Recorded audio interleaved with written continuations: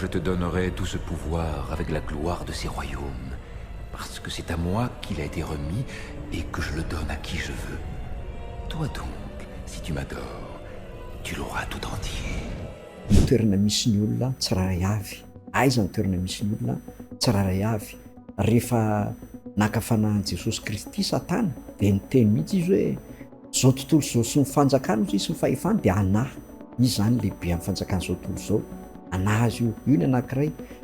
Ka omeko anao raha ohatra ianao ka omeko akamiko. Fa Jesosy Kristy koa nitoro ny fanjakana lanitra ary niteny izy hoe toroy ny fanjakana lanitra hozy izy fa mbiakaiky. Dikan'izay misy fanjakana faharoa koa izay Jesosy Kristy ny lohany, izy ny lehibeny. Reo no ametrahana fantaniana aminao amin'izao hoe aiza amin'ireo misy anao. Na ianao ny fanjakana zao tontolo izao na ny fanjakana Jesosy Kristy fa tsisy olona elanelan'izany.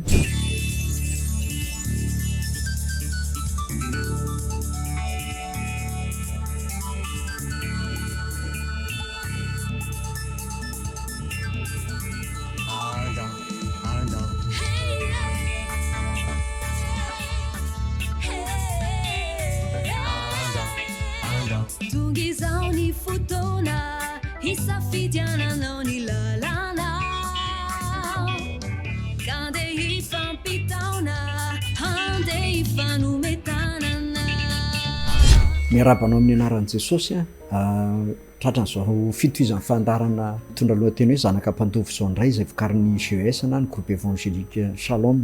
Ity fandarana ity moa dia fandarana mitohy hoezahana tsy ho tapaka intsony satria nisy fahatapahan-kely moa teo no ny fandaminana sy ny fanamboarana izay tsy maintsy natrehana ary fanatsarana. Aorianan'izao dia hitohy tsy tapaka intsony ary mety hisy fandarana folo isan'andro isan'andro ary ifampizarana aminao sy ny fandarana ara-potoana izay omenanao mendalanao ihany ny fotoana andehanana. Ny vavaka moa dia fa natao foana milohan'ny fotoana mba hahafahantsika malalaka kokoa. Ny loha hevitra ho resantsika eto izao zany dia mitondra ny lohateny hoe ny toerana misy ny olona tsiraray avy. Aiza ny toerana misy ny olona tsiraray avy. Tonga dia apetrako aty am-boalohany hoe ny toerana voalaza amin'ny Baiboly zany rehefa naka fanahin Jesosy Kristy Satana dia niteny mihitsy izy hoe zao tontolo zao sy ny fanjakana izy sy ny fahefany dia anahy. Izy zany lehibe amin'ny fanjakana zao tontolo zao. Anahy azy io ny anankiray. Ka omeko anao raha ohatra ianao ka omeko akamiko. Fa Jesosy Kristy koa nitoro ny fanjakana lanitra ary niteny izy hoe toroy ny fanjakana lanitra hozy izy fa mbiakaiky. Dikan'izay misy fanjakana faharoa koa izay Jesosy Kristy ny lohany, izy ny lehibeny. Reo no ametrahana fantaniana aminao amin'izao hoe aiza amin'ireo misy anao. Na ianao ny fanjakana zao tontolo izao na ny fanjakana Jesosy Kristy fa tsisy olona elanelan'izany. Tsisy filazana ao Baiboly hoe misy eny elanelany. Fa rehefa resy tany an-tany Satana nazera tety an-tany dia toerany ety fanjakana ety aiza ho aiza ety ianao andova trano sa ho fatany aminy ianao vao mahazo mena ety fa tsy maintsy izy ny lehibe anao raha ny fanjakana ianao.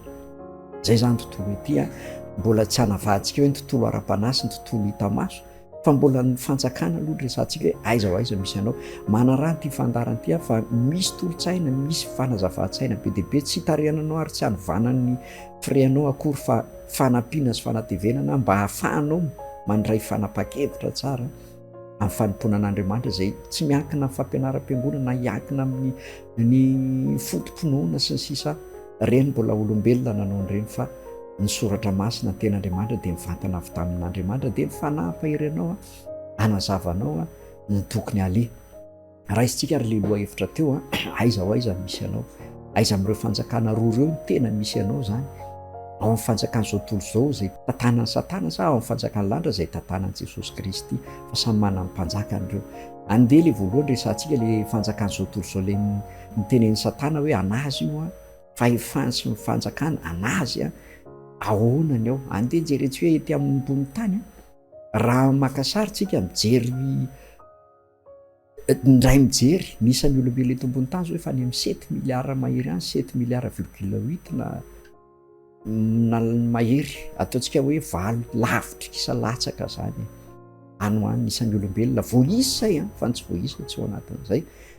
Ka raha andeha aparitaka eran-tany le olona dia mety ho hita ve ianao aiza ho aiza misy anao. Raha jerena amin'ny internet ianao asiana GPS angamba vao mety hita io eny ianao hoe zay ianao vao hita mila teknôlôjia matanjaka. Ianao ve atakatra an'izay afidin'ny zanabolana sy ny sisa ve anao mba hijerevana anao manokana? Ary ilay mpanjaka an'izao tontolo izao ve mba hijery anao manokana? Adio fa raha mila azy ianao mila sorona, mila zavatra be dia be anao, ary ny olona tafavoaka ao amin'izao tontolo izao dia olona tsy maintsy misy fifanarahana amin'ny Satana, na tiana na tsy tiana, satria efa niteny izy hoe omeny zay mekoaka aminy io fanjakana io. Tsika tsy tsara tsy hanenjika hoe iza, fa zay zany nisy indreny karazana finoana na atao hoe sampana miafina, antsoina hoe secte. Ny atao hoe secte zany aza tsoina le dikany, fa ny atao hoe secte dia fikambanana miafina misy finoana fa amin'ny Satana, tahaka an'ireny hoe franc-maçon, Illuminati sy ny sisa. Misy koa eto Madagasikara be dia be reny nosokajiana amin'izay. Reny zany mivondrona mba hazo fahefana amin'ny Satana, satria reny mikohaka amin'ny Satana reny. Ka raha anao tsy ekohaka amin'ny Satana, potika ety amin'izao tontolo izao ety anao fa tsisy anjaranao ety.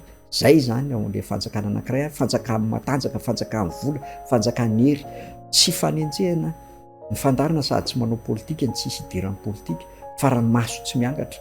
Resaka eny fitsarana zao, raha hoe fitsarana zao tontolo zao, raha makamy tribunal no eto ambony tany aiza na aiza, vola ny manana ny marina, ny vola ny teny marina, ary ny vola ny manapaka ny valim-pitsarana amin'ny tribunal, na ho aiza ianao na ho aiza. Zay ny zavatra misy, tsy famezatsiny ary tsy fanenjena. Ary ao amin'ny baiboly ary misy an'izany, mpanampy tsara tao amin'ny baiboly ary lazain'Andriamanitra, lazain'i Jesosy tamin'ny fanoharo lehilahy mpitsara tsy marina hoy izy.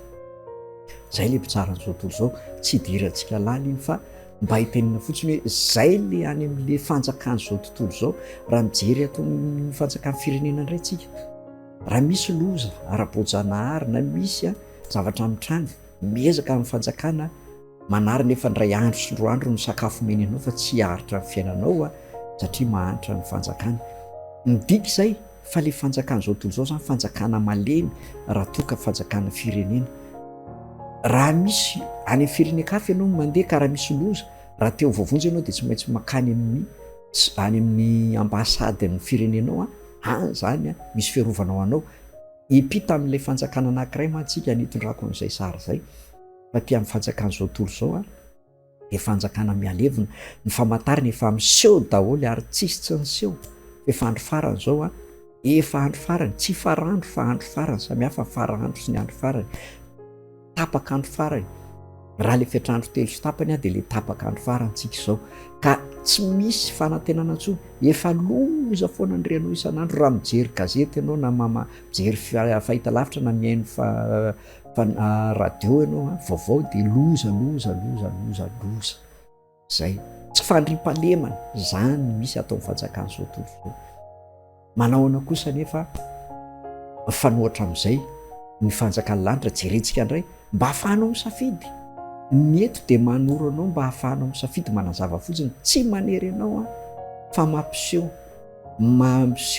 araka fanehoan'ny baiboly ny teniny mba hahafahanao mandray safidy. Fa raha ao amin'izao tontolo izao anao tsisy Andriamanitra hamonjy anao any amin'ny Satana, zay ny lehibeany any. Fa raha hipita kosa tsika ho amin'ny fanjakan'Andriamanitra, manahoana indray ny eo any mijerevantsika. Iza mety ho hita ve takile olona 8 miliara latsaka kely, mety mba hita le fanjakana ve no hita le mpanjaka? Fa raha any amin'le zao tontolo izao anao tsisy mahita ianao, raha tsy tena hoe tonga amin'le fiteny hoe mahitahita lavatanana, manana fiarovana avo, zany hoe misy fifanarahana manokana, misy sorona manokana sy ny sisa, zay vao mety hita ianao. Ary ny olona matanjaka sy manan-karena sy mahery no hita any amin'izao tontolo izao. Fa raha ianao manjavona any ianao, raha hijeryntsika mety ho hita ve ianao ao amin'ny fanjakana lanitra. Ao aoriana misy fandarana be dia be, mizarantsika hoe ahoana ny fandraisana fanjakana lanitra fidiranao, tsy arakaraky ny hoe firesaka andavanandro fotsy, fa hijery tenin'Andriamanitra mihitsy tsika. Inona ny vahaolana, inona ny hevitra. Fa raha tafiditra ao anao le ao aloha ny resako dia veontsika mijery manokana lava be indray, mety fandarana maro hijerevantsika an'izany. Mba hanoroana hevitra anao, ahafahanao mandray fanapahan-kevitra aingana mba hisafidy handray ny fanjakana lanitra. Raha jerentsika indray zany zao Ny fanjakan'ny lanitra dia tahaka izao. Jesosy teny tamin'ny mpianany hoe torio izy ny fanjakan'ny lanitra, torio ny olona, torio filazantsara fa efa miakaiky ny fanjakan'ny lanitra ozy izy. Sitrano marary, diovim-boka, tsangano maty, roainy démonie sy ny sisa zany cadeau daholo reny rehefa mifanjakan'ny lanitra ny olona reny ny fahasoavana omena azy. Fa katsao aloha fanjakako sy ny fahamarinako izy dia anapo anao zany rehetra zany. Matio 9:30, Matio 9:30 no misy an'izany. Fa mba aka soratra masina anankiray tsika hijerevantsika hoe mahita ve le fanjakan'ny lanitra, mahita ny olona ao aminy, mahita ny ray amin'ireo le 7 milliards 800 sy le 8 milliards ireo ve le mpanjakan'ny lanitra, sa ohatra ny satana ohatra zao tontolo zao tsy mahita raha tsy misy sorona ngezabe sy misy takalon'aina be dia be vao mety ho hitany. Hijery soratra masina tsika hijeren'izany. Raha jerentsika ity filazantsara soratan'i Jaona ity 5:10 dia izao mivakiny: tsy ianareo no mifidy ahy fa izany mifidy anareo ka nanendry anareo mba handesy amo. Vaitsika le mpanompo tsy atao hoe nareo fa ianao mihitsy. Nareo ma tsy vitsivitsy maromaro fefa voavory zareo le vidiny, fa andao ianao mba hijerena hoe hisafidy ve ianao ve no misafidy.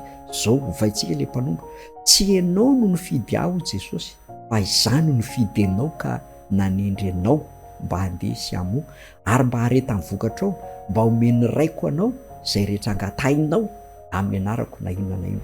Misy tokony mia satana ve tao amin'ny fanjakan'izao tontolo zao ohatra zany? Fa tsy ozy izy hoe zay mekohaka amiko izy dia omeko, mekohaka. Fa eto ve Andriamanitra nandidy fitiavana ny teneny: tsy ianao nifidy aho izy fa za nifidy anao. Raha ohatra ka nifidy Andriamanitra, tena ianao koa anisan'ny voafidy, fa ianao no mandahy. Matoa ianao mandray an'izao ten'Andriamanitra zao, anisan'ny voafidy ianao. Voafidy ianao matoa mandray an'izao ten'Andriamanitra zao, fa raha tsy voafidy ianao tsy afaka mandray an'izao ten'Andriamanitra zao.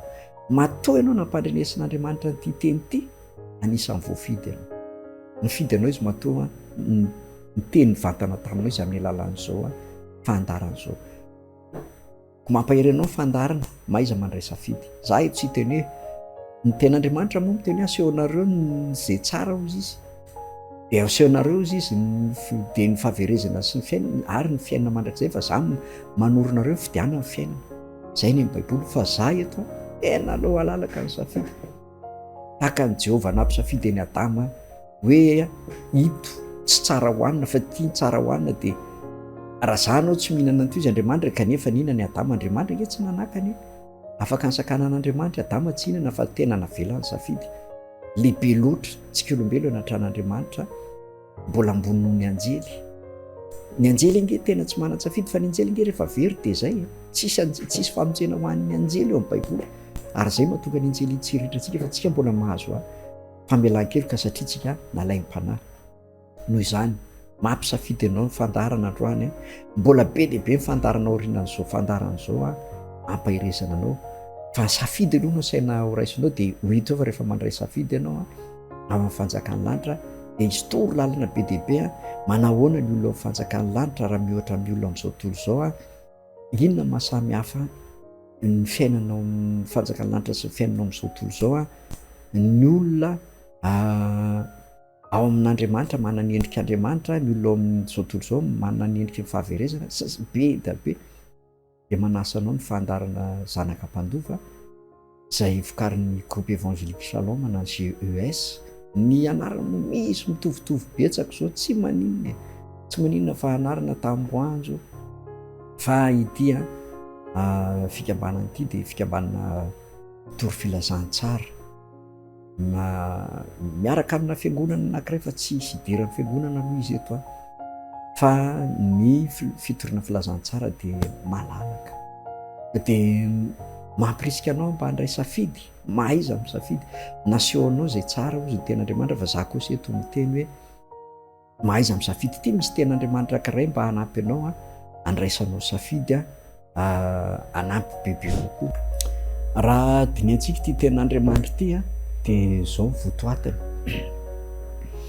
Jaona 7:10 zaho izy tsy mangataka aminao mba hampiala azy amin'izao tontolo izao, fa ny mba hiaro azy amin'ny ratsy. Zay ny vavaka nataon'i Jesosy tamin'ny fotoana io mivavaka ho amin'ny mpianatra izy. Za tsy mangataka aminao mba hampiala azy ety amin'izao tontolo zao, le tontolo zany fa tsy le fanjakan'izao tontolo zao, mba hirovana azy amin'ilay fanjakan'izao tontolo zao, lay ratsy.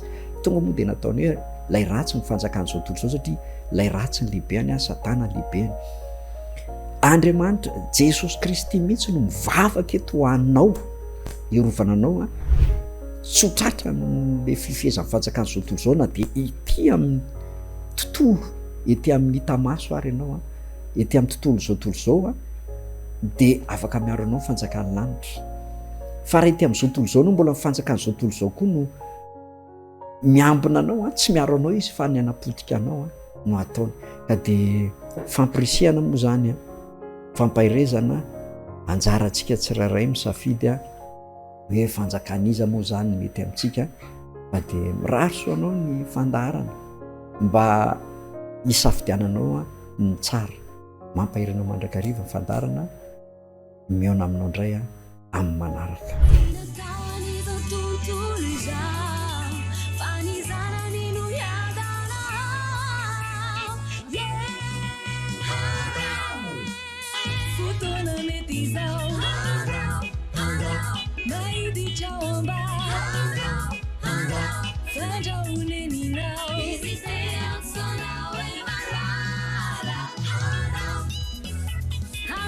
Salasa